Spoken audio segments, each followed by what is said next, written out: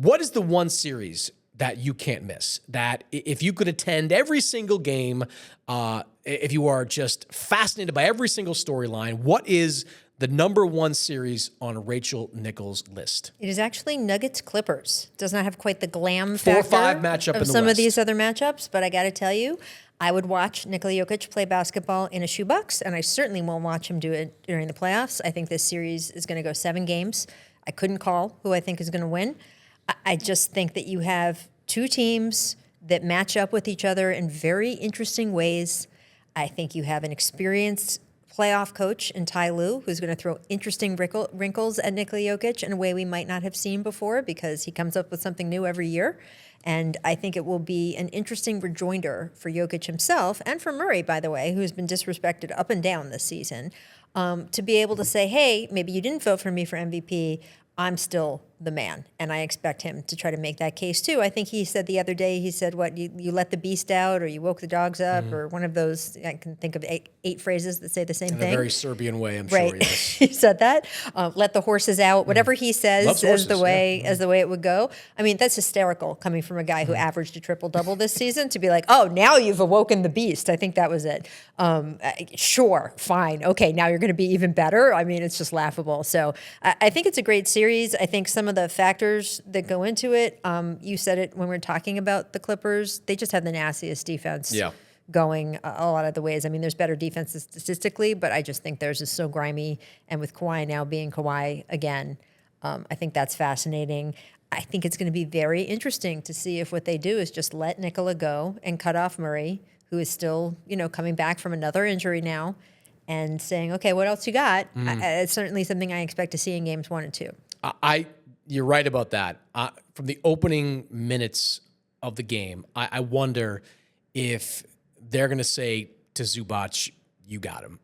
I think so. I mean, Zubac has done okay. I mean, no one does well against Nikola Jokic, Nobody but does. Zubac has done okay against him. The argument you often hear from coaches is like, look, it's better to surrender 40 points to Jokic instead of 30 and 12, basically. Like, you don't want him beating you to the bucket and also beating you with the pass. Yeah. So I'll be fascinated to see if that's the route that Ty Lue takes as well. These two teams have not played since early January, so nothing that they've done recently matters. The Clippers are 26-11 with Kawhi Leonard in the lineup. That's like a 58 win pace. Like, that is top 3 in the Western Conference. Will Kawhi Leonard be in the lineup by the end of this series? He's not. I don't know. No, I don't know. You just never know. You never know. I mean, he could be. I'm not saying he won't be. Right.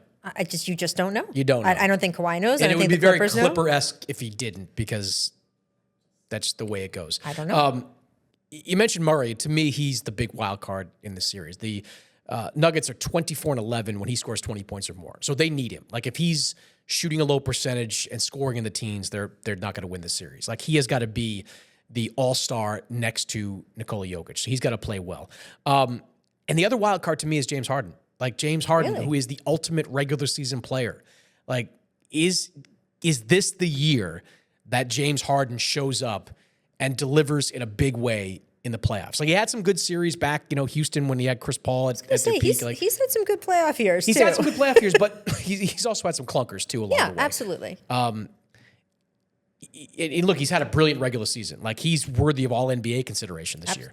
He's on my all NBA team. Yeah, like he's up there. But he's gonna have to play really well for the Clippers as well. Those are my wild cards. I think he was awesome down the stretch. In April, he averaged 25, shot 40% from 3. Like, he was outstanding for that team. But one of the things the Nuggets have going for them is that in the playoffs, because of the time between games, like, you don't have to worry as much about depth, right? You could burn out your starting lineup. And the Nuggets have one of the best 5-man units in the NBA. When Jokic plays with Murray, Gordon, Michael Porter Jr., Christian Brown, Denver has outscored opponents by 12.8 points per 100 non-garbage time possession minutes. So that's important to note too. They're great. They're great. And they're going to be able, these guys, I predict, are going to play well north of 35 minutes per game. Probably a couple of them be in the 40s. If they can keep these guys on the floor playing 40-ish minutes per game, they're going to be a tough team to beat. They're going to be tough out. I completely agree. Again, can't pick them in the series. I think it's going to go to 7. The Clippers, by the way, since Kawhi came back and worked his way back and got his rhythm, they're 18-3 in the last 21. I mean, every number you can give to both of these teams, 4-10's just a great. 4-10's Yeah, just a and great usually I don't matchup. like to pick against teams that like the Nuggets won a couple of games down the stretch, but they have been trending down over the last couple of months. And by the way, they have a brand new coach. Yeah. Who I think it goes two ways. It seems like he is very well liked in Denver and by the guys in the locker room. So I think they want to help play him into a job. If they lose in this first round, they're as aware of everyone else, the politics of the NBA, and that he might not be able to stick with the team as the head coach. On the other hand, Ty Lue, keep saying it all year, an excellent X and O coach, an excellent players coach, an excellent playoffs coach. I do think that the coaching edge there is going to be significant, not because Adelman's not a good coach, but just experience-wise. I mean, he's only been a head coach for what, a week and a half. week and a half. Yeah, something like and that. now you're throwing him into a battle with Ty Lue for a playoff series. I just think there's so many ways, but they have Nikola Jokic. I mean, you can keep going back and forth on that one. All right, so your prediction for that series is what? That's a toss up. I mean, if I had to, I would say the last game The last game is in Denver at altitude, and if they get to 7, I think that will maybe be part of the deciding vote. But I also have a hard time picking against this Clippers team in this matchup because I think they match up well with them. I think Zubac is one of the few guys around the NBA who you can even throw out there one-on-one on the floor with Jokic. I'm taking Clippers in 7. I think they can win in Denver. Okay. And I think they have, when he's right, one of the great playoff players of this generation in Kawhi Leonard. Like, not that Jokic isn't. He's also on that list of great playoff performers.